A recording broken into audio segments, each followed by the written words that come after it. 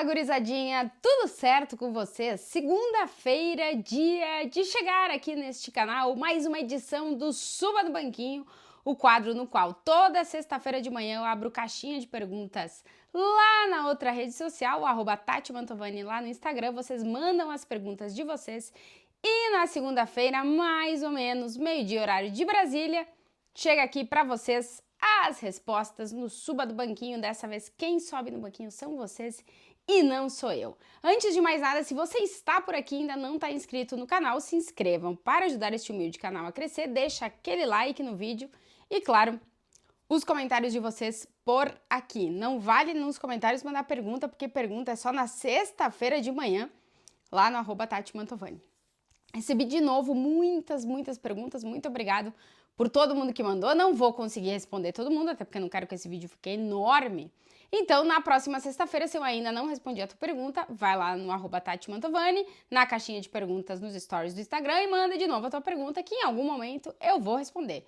Porque eu tenho olhado, eu vejo que várias chegam repetidas e cada vez eu tento pegar uma que chega repetida para responder por aqui. Então, manda a pergunta de vocês. Vamos lá, a primeira pessoa que sobe no banquinho nesta edição do quadro é o HD Roberto, que manda a seguinte pergunta.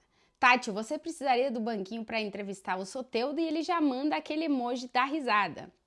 Provavelmente não. Tenho essa dúvida, gostaria um dia de fazer o teste, mas eu acredito que não. Porque o primeiro e quase um dos únicos jogadores que até hoje eu entrevistei sem o banquinho foi o Shaqiri, num jogo da seleção da Suíça. E eu acho que o Soteldo é menor do que o Shaqiri, então acho que eu não precisaria. Mas um dia, quem sabe, eu entrevisto o Soteldo e a gente tira a prova disso aí. Cássio Feldkircher. Eu devo ter falado errado o teu sobrenome, porque eu não sei se são dois. Cássio, desculpa. Mas vamos lá. Manda a pergunta, sobe no banquinho com a seguinte. Renato pode jogar sem centroavante imitando o esquema de Ancelotti? Tu pode influenciar ele? Não, eu não posso influenciar o Renato, claramente. Não tenho nenhum tipo de argumento para influenciar Renato. Poder jogar sem centroavante? Pode. Mas um time que vai jogar sem centroavante, ele precisa de uma aplicação ofensiva que seja de muitos jogadores. Outro dia eu não consegui assistir o último jogo do Grêmio ao vivo, porque eu estava trabalhando na Liga dos Campeões, mas depois, uns dias depois, eu assisti o jogo contra o Atlético Paranaense. E me pareceu, o Grêmio estava jogando com o JP Galvão, porque o Diego Costa está lesionado, me pareceu que o Cristaldo estava fazendo muito, estava se movimentando muito e ocupando aquela zona ali. Então, pensando em tentar replicar um modelo Carlo Ancelotti no Grêmio, sem todo jogador com a qualidade de jogadores do Real Madrid, eu acho que teria que, primeiro, reforçar o meio de campo e ter, talvez no Cristaldo, esse cara com mais liberdade de movimento, como é o Bellingham no Real Madrid.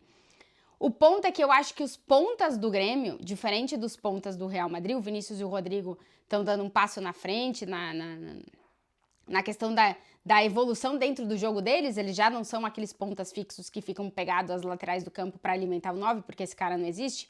Eles estão pisando muito na área, estão inclusive trocando muito de função e tal. E eu acho que os pontas do Grêmio ainda são o Pavão, que agora lesionou também, e o Soteldo. Eu não vejo eles fazendo isso.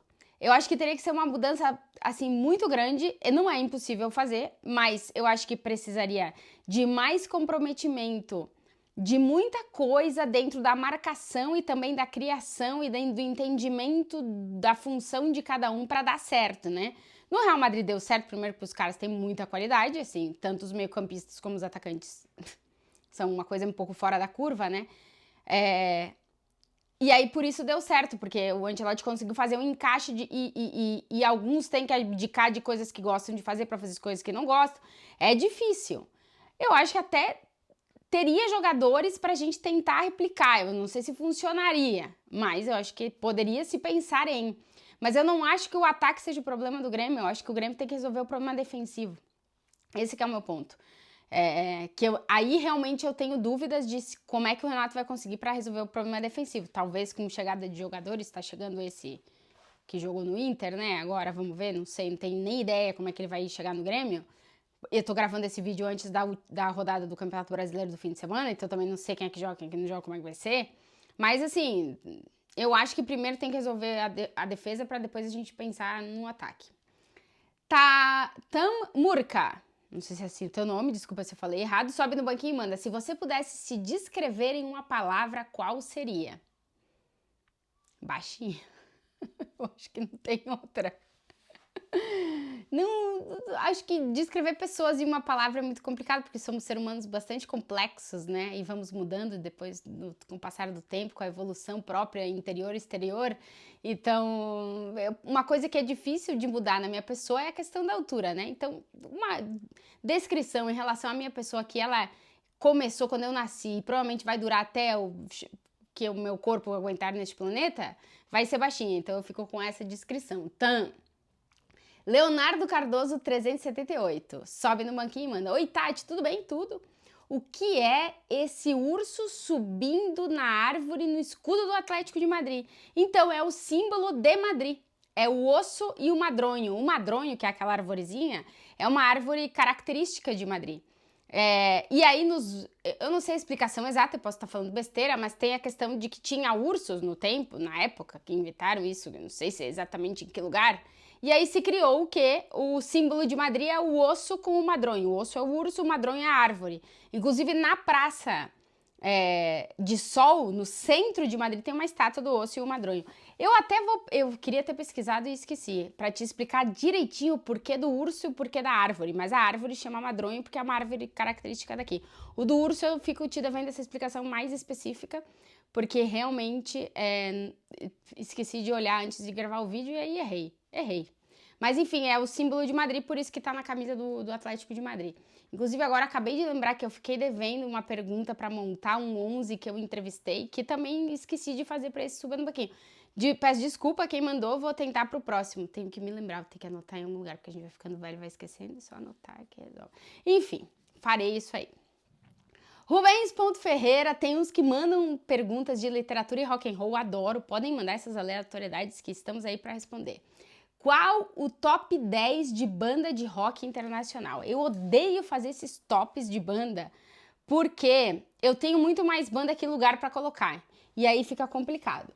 Mas eu já fiz aqui o meu top 5, né, que era, não necessariamente nessa ordem, Beatles, Led Zeppelin, The Who, que pra mim esse é o meu top 3, assim, não sei a ordem, mas Beatles, Led Zeppelin e The Who ali. Essa aí, sempre estão aí. Foo Fighters, com certeza. E aí, cara, eu vou botando várias bandas, assim, meio internacionais, né? Não tô contando banda brasileira. Mas meio aleatória, assim. Green Day, eu adoro Green Day. Nirvana, teve uma época que nossa, eu escutava muito Nirvana. Que a gente é adolescente, tem esses momentos que a gente entra nesse aí, né? Google Dolls, eu adoro Google Dolls, que essa é noventeira pra caramba. E assim, das tradicionais, por exemplo, Rolling Stones, curto, não é das minhas preferidas. A galera do Pearl Jam, tem a galera do Pearl Jam, louca do Pearl Jam, não sou louca do Pearl Jam. Deixa eu pensar mais outra que tá assim, tipo, muito na minha lista que escuto pra caramba. Tô tentando lembrar aqui, assim, pra não falar besteira. Mas eu acho que hoje que eu já falei mais de 10, né? E assim, daí depois vem os caras solos, né? Tipo, eu adoro Jane Joplin, Joan Jett, pensando aqui que eu não falei, não sei o que eu não falei, mas tem várias, mas eu fico assim com o meu top 4, que não vai mudar nunca, é Beatles, The Who, Led Zeppelin e Foo Fighters. E aí o resto todo ele vai alterando, vai entrando momentos que eu escuto mais uma coisa, momentos que eu escuto mais outros. Rush tá aí também, com certeza Rush. Rush pode entrar no top 5. O top 5 dá pra ser Beatles, The Who, Foo Fighters, Led Zeppelin e Rush. Dá pra ser esse aí o top 5. E daí o resto vai entrando. Green Day, adoro. Vai entrando até Offspring, uma época eu escutava muito Offspring. Red Hot Chili Peppers, adoro. Então, tipo, tem muitas. Mas é difícil, porque eu sempre vou botando umas coisas tirando outras. Enfim, manda o teu aí nos comentários. Ou lá no Instagram também. Pra eu saber também se estamos na mesma coisa ou não. Reading, acho que é isso, underline, Felipe. Sobe no banquinho e manda. Pode começar o clima de já ganhou ou o Bayern é um risco potencial ao Real Madrid. Não dá pra ter clima de já ganhou, tá? Não dá. Se entrar com clima de já ganhou, não vai ganhar. Então, não acredito que o Real Madrid vá com esse clima. Até porque o Real Madrid sabe que na Champions, qualquer detalhe, olha a eliminatória do Barça, pode deixar fora da competição. E o Bayern, assim, historicamente é o grande rival do Real Madrid na Champions. Historicamente. O grande Bayern dos 70 começou deixando para trás o grande Real Madrid dos 50, final 60 ali. Né? Aquele Bayern foi o sucessor daquele grande Real Madrid, porque depois ganhou muita coisa. E depois, para voltar, o Real Madrid voltar a essa era agora tão vitoriosa, teve que conseguir de novo deixar o Bayern para trás, porque sempre foi um time que o Real Madrid teve muita dificuldade de ganhar. A verdade é que nos últimos tempos, né, desde o 4-0 com o Ancelotti ainda, com o Guardiola no Bayern de Munique, desde aquele ali mudou a escrita um pouco. Mas sempre foi um time muito complicado para o Real Madrid em Liga dos Campeões. Então, de nenhuma forma tem que ter o já ganhou, hein? De nenhuma forma, porque o Bayern é perigoso realmente, assim. É um time instável e irregular na temporada e esses times são complicados na Champions. E o Bayern é histórico, né? Então, não dá para ter o clima de já ganhou, não. Tânia Neraiza. Tânia Eraiza. Eu não sei onde começa o nome em termos. Desculpa. Aneraiza. Gente, seu nome pode ser muitas coisas. Desculpa se eu tô falando errado. Como tá tudo junto, me perco. Perdão. Sobe no banquinho e manda. Já imaginou ter escolhido outra área no jornalismo e não ter vivido tudo, já viveu com futebol? Já imaginei, porque eu já trabalhei em outras áreas de jornalismo e nem tinha pensado em trabalhar com futebol quando eu estava na faculdade, quando eu estava nos meus primeiros anos, quando eu estava nos segundos, nos terceiros, nos quartos, nos quintos, 17 anos. Demorei muito tempo, o futebol apareceu. Eu não queria assumir que eu queria fazer... Não é que eu não queria assumir, mas eu não queria me direcionar no jornalismo esportivo, mas o universo me direcionou. Basicamente isso. Daquelas coisas que tu nem imagina que vai acontecer contigo e acontece, que é maravilhoso. E agora vem um nome com número e letra. H3N48173_Alves. Deve ser Henrique. Não sei. Esse nome com um monte de nome de número e letra, tipo, parece aula de química. Ai, meu Deus. Que drama. Sobe no banquinho e manda. Sem contar Madrid. Qual a cidade europeia que tu gostou de conhecer? Eu amo Londres, adoro Londres. E Liverpool eu adoro também. Eu adoro Londres, mas eu não moraria em Londres porque aquele clima é muito ruim. Mas tirando o clima, o resto da cidade é maravilhosa. Eu adoro Londres. Isafoto_dump. Sobe no banquinho e manda. Conta um pouco como foi essa tua jornada no jornalismo esportivo, porque eu queria seguir carreira, você é uma inspiração. Muito obrigada. Então, na verdade, eu comecei a trabalhar com jornalismo esportivo aqui na Espanha, porque no Brasil eu nunca trabalhei com jornalismo esportivo, trabalhei com política, economia. A minha formação como jornalista ela foi em rádio, lá na Rádio Gaúcha, em Porto Alegre, onde eu tive a melhor escola de jornalismo possível. Rádio é o meio, até hoje eu acho que é o meio mais completo para a gente se formar como jornalista no dia a dia, porque tu tem que fazer muitas coisas. Hoje os jornalistas somos muito multifuncionais, eu, por exemplo, como correspondente, trabalho sozinha, então eu faço muitas coisas, né? Eu não sou só repórter, eu sou editora, produtora, cinegrafista, editora, tradutora, tudo. E o rádio me deu essa cancha, isso para poder ser essa pessoa mais multifuncional, assim. O rádio, ele te prepara para depois tu trabalhar em TV, trabalhar em jornal, trabalhar como produtora, trabalhar em meio digital, porque na época que eu fiz não tinha, mas agora tem. Então, o rádio é uma escola muito, muito completa e eu sempre indico para todo mundo passar por rádio, porque te dá um pique, te dá uma outra... te dá um senso de tempo diferente de quem não passa por rádio. Então, conselho sempre. E muita boa sorte na tua trajetória, tomara que tu alcance todos os teus sonhos. Fica Valcante, sobe no banquinho e manda. Tati, falta quanto tempo para vermos Fede Valverde como capitão? Ansioso demais por isso. Então, eu até vou fazer um vídeo aqui no canal para trazer um pouquinho dos detalhes da questão da capitania do Real Madrid. Não sei quando eu vou conseguir fazer o vídeo, mas eu vou fazer. Mas a capitania do Real Madrid é por tempo, né? Não é treinador que escolhe, elenco que escolhe. No Barça, por exemplo, é o elenco que elege os capitães, né? Os 4 capitães do time. Tem o principal e aí tem os outros que, quando não tá, o outro é capitão dentro do campo. No Real Madrid é tempo. Mas não necessariamente é tempo de clube, é tempo de primeiro time.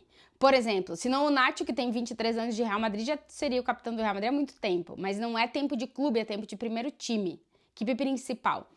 E aí tem jogadores, por exemplo, que chegam no Real Madrid, ficam um tempo, saem, depois voltam, então o tempo vai contando e parando.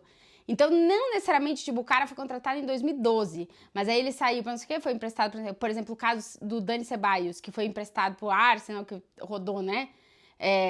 Não tá contando desde o dia, tá contando as partes.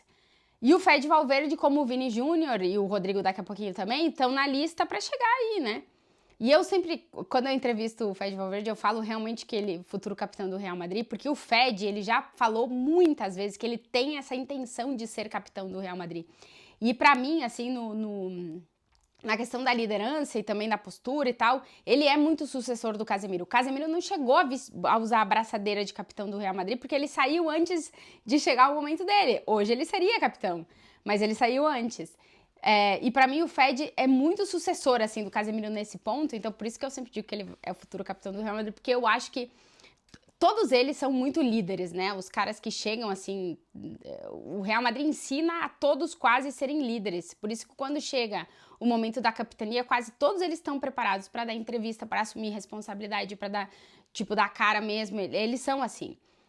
Mas eu acho que o Fede já mostrou muitas vezes que ele tem essa vontade. E aí, quando tem a vontade, tem um passo a mais, né? Mas quando chegar o Fede, o Vini tá ali também, porque eles chegaram quase juntos do primeiro time, né? O Courtois tá na sequência, enfim, tem uma lista que eu ainda vou fazer um vídeo aqui no canal pra explicar pra vocês direitinho. Alexandre Ponte Jesus, 96, sobe no banquinho e manda. Após essas eliminatórias, acha que o Lunin atinge outra prateleira no mercado? Sem nenhuma dúvida.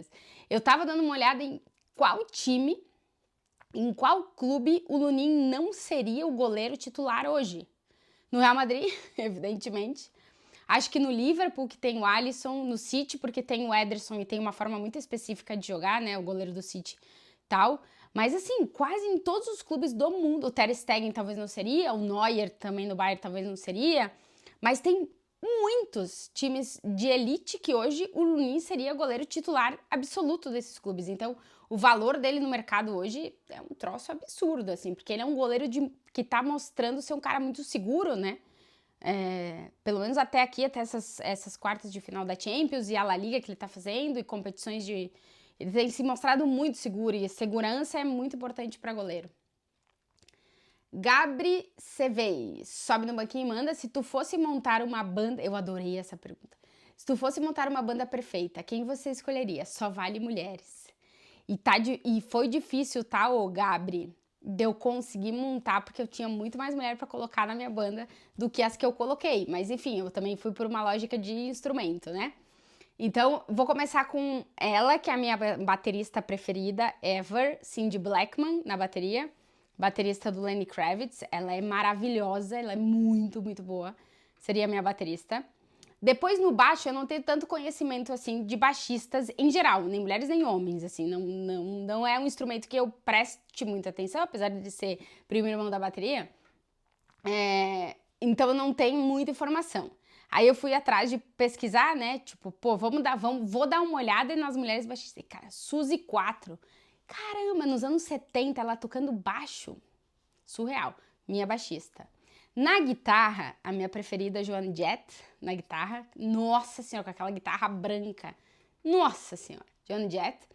Eu botei o piano porque eu preciso botar ela na minha banda. A maravilhosa, a maior de todas, Rita Lee. Botei ela no piano. Ela pode cantar, pode compor, o que ela quiser. É a maior de todas, Rita Lee. No vocal, Janis Joplin. E como compositora, e aí eu nem entrei nesse... Como compositora, tem muitas. A Alanis seria minha compositora, a Pitty seria minha compositora. Compositora tem pra caramba. Mas eu acho que assim, eu peguei mais em termos históricos mesmo, porque a Alanis, ela estaria também na minha banda fácil, a Pitty estaria na minha banda, eu adoro a Pitty. Tipo, tem muitas roqueiras que estariam... A Patti Smith seria compositora com certeza, a Sheryl Crow estaria na minha banda. Nossa, tem muitas. Mas eu selecionei essa aí, que é da galera mais histórica, assim, Gabri. Essa seria a minha banda, seria uma banda. Seria a melhor banda do mundo mundial ever.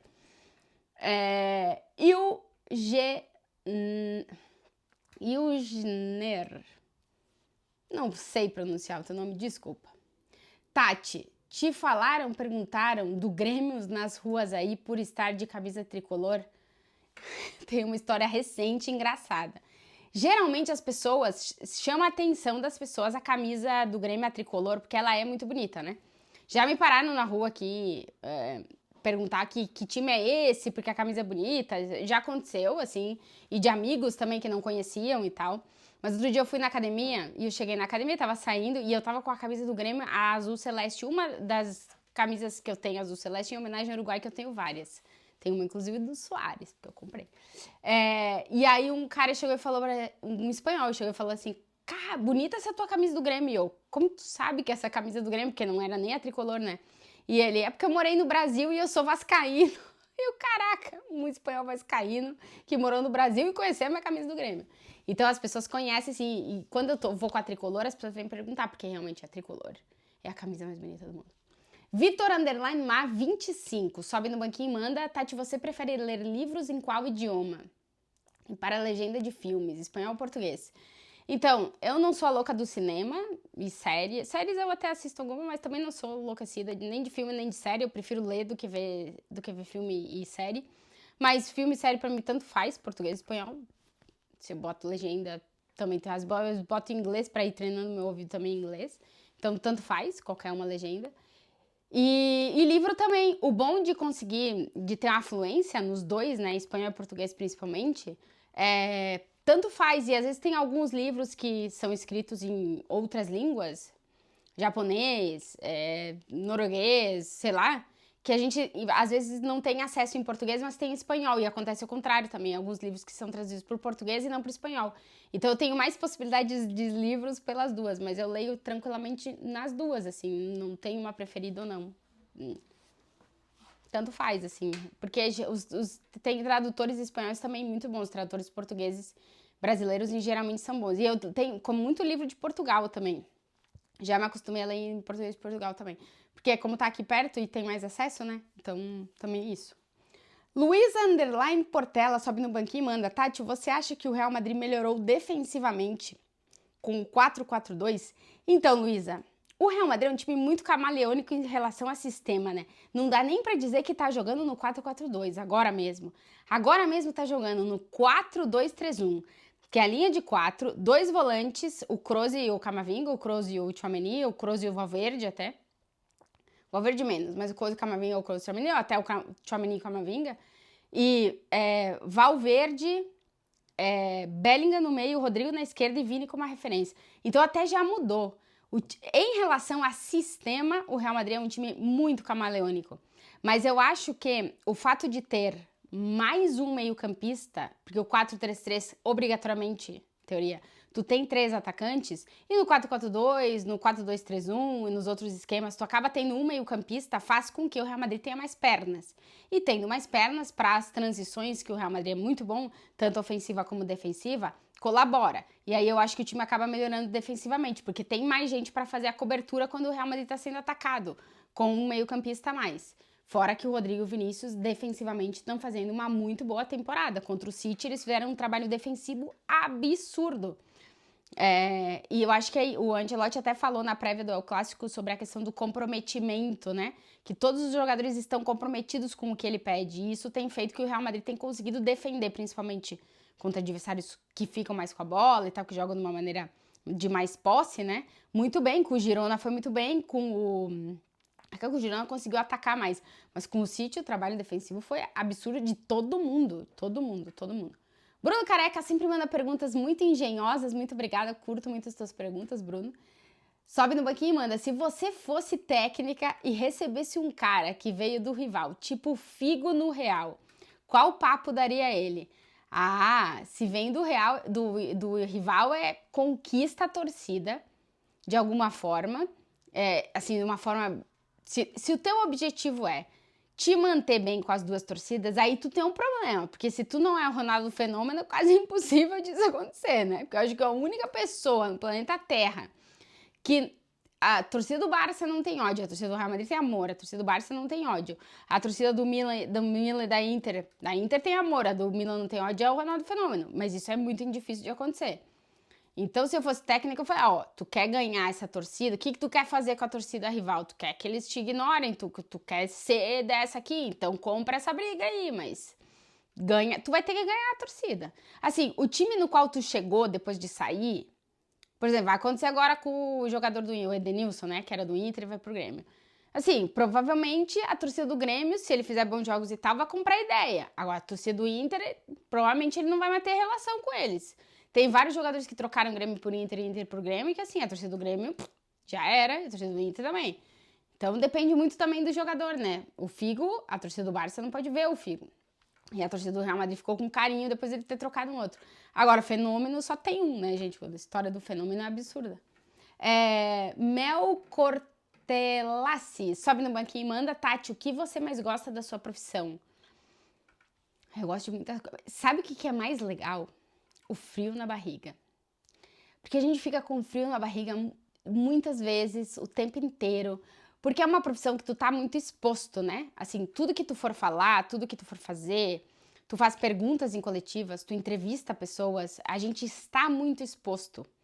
Então, o fato de estar exposto, tu tem que trabalhar muito, te preparar muito para as coisas, para não errar, não cometer gafe, não falar coisa que não é, falar coisa errada. E aí, o frio na barriga disso é muito bom. Eu acho que o frio na barriga é a melhor coisa da minha profissão. É a que eu mais gosto. Acho que é isso. Tony WRD999 sobe no banquinho e manda a seguinte pergunta: qual foi o último livro que você leu? O último livro que eu li foi... até faz bastante tempo que essas semanas de Champions é muito corrida, eu não consigo avançar. Mas o último que eu li... A Lanterna das Memórias Perdidas. Na verdade, faltam 2 páginas, mas já li, né? Que é um livro...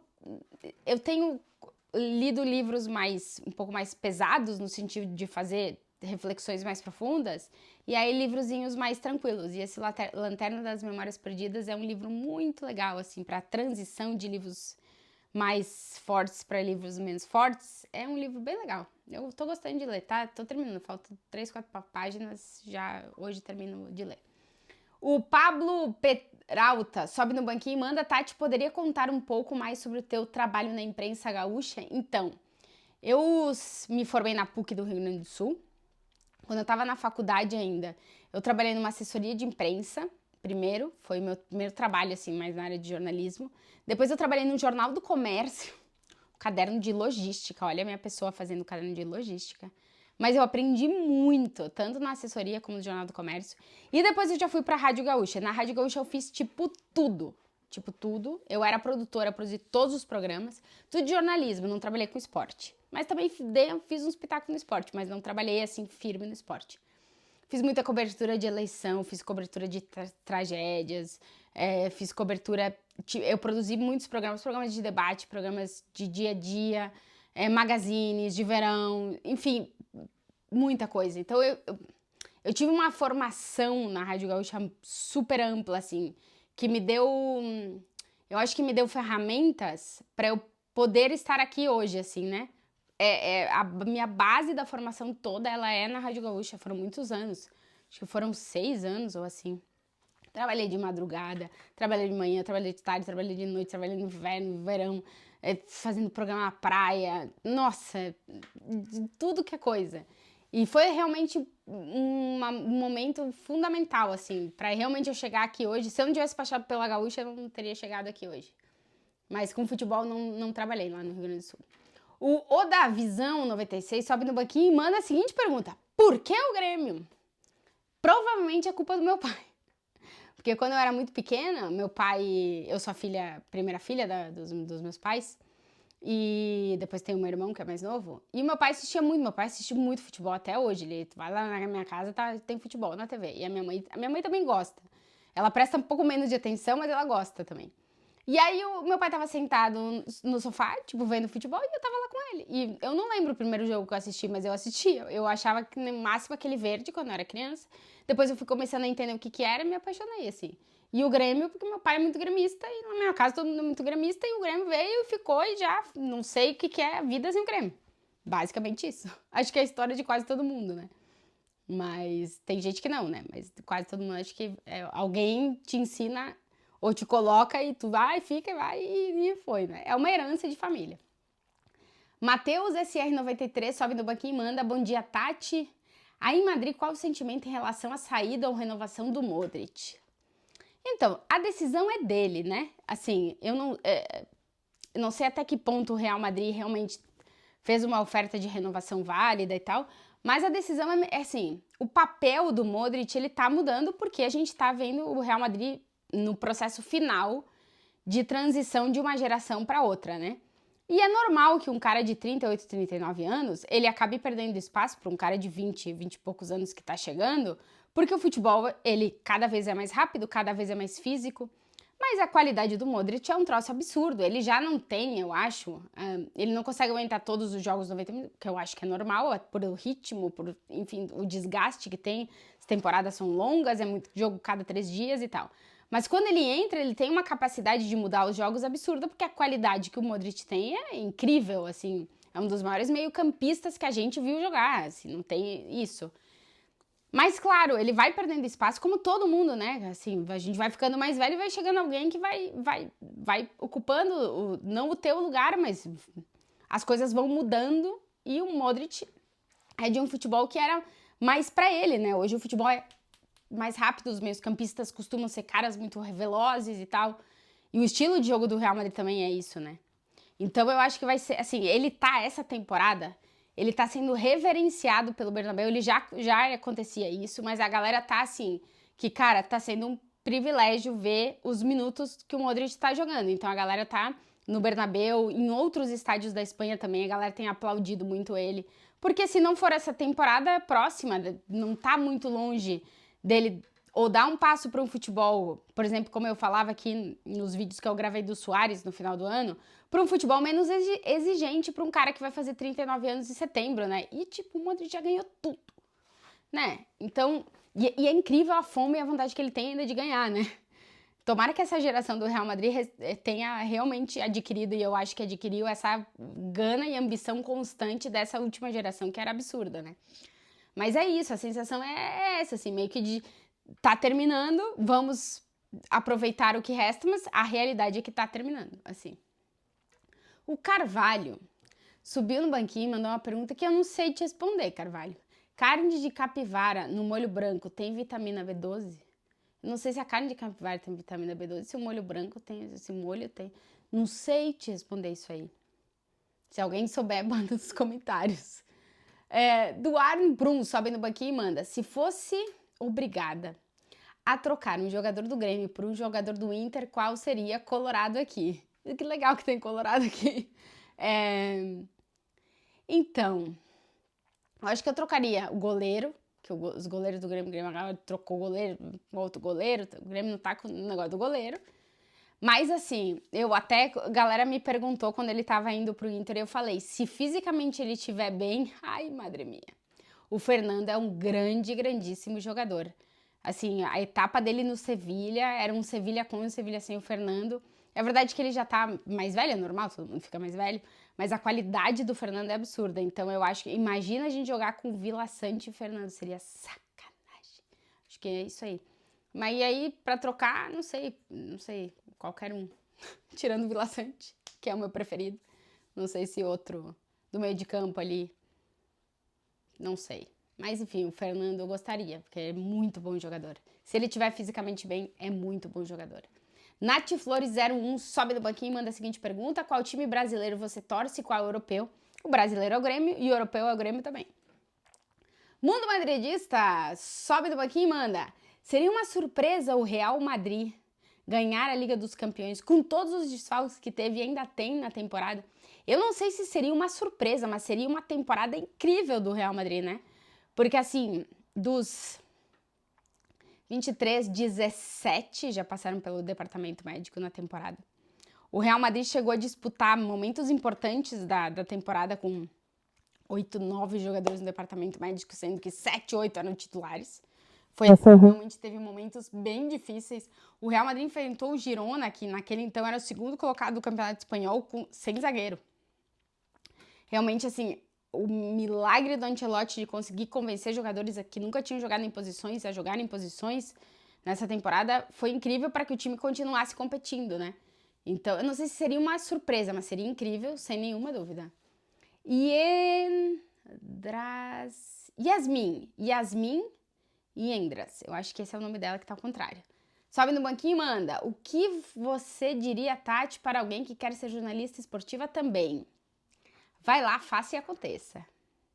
E espere, eu sempre falo, você mulher que quer trabalhar no jornalismo esportivo, espere para se encontrar com muros diários. Mas eles estão aí, a gente pega o banquinho, sobe por cima do muro, se joga pro outro lado, continua, vem o outro muro, pega o banquinho, sobe de novo, joga pro outro lado e assim tu vai, entendeu? Mas se é o teu sonho, corre atrás, vai. Estuda, batalha, tenta fazer estágio, pegar a maior quantidade de experiência possível, te informa, esteja preparada para quando as coisas acontecerem. Eu recebi a proposta do esporte interativo e já estava fazendo coisas de futebol aqui, sem saber que eu queria entrar nessa área, mas acabou acontecendo e eu estava preparada para, então esteja sempre preparada para a oportunidade aparecer. Vai construindo já tuas redes do que tu gosta de falar. Enfim, tem várias formas de conseguir hoje muito mais do que na minha época, que era muito mais difícil, não existia esse negócio de rede social, porque eu sou velha.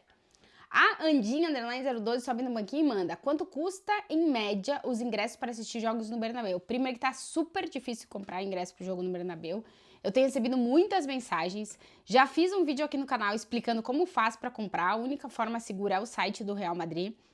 O ponto é que realmente tá difícil para comprar. São caros. Eu, nessa temporada, não vi nenhum por menos de 80, 85 euros, ou até bem mais. Tem jogo que a média é cento e picos euros. Realmente tá caro e tá difícil de encontrar. Mas assim, a galera, né, entende que tem muita gente que vem pra cá viajar uma vez, então faz o esforço de conseguir guardar o dinheiro pra poder comprar e tal. Mas realmente tá sendo difícil de comprar e não é barato. Não é nada barato. Caio Borges Dias sobe no banquinho e manda a seguinte pergunta. Qual foi o jogador mais alto que você já entrevistou? Thibaut Courtois, mais de 2 metros. Complicado. Mas as entrevistas são engraçadas todas, né? Porque o Courtois é muito, muito alto. Muito, muito alto. Iago_.og. Sobe no banquinho e manda. Tati, qual o seu artista preferido brasileiro? Artista. Rita Lee.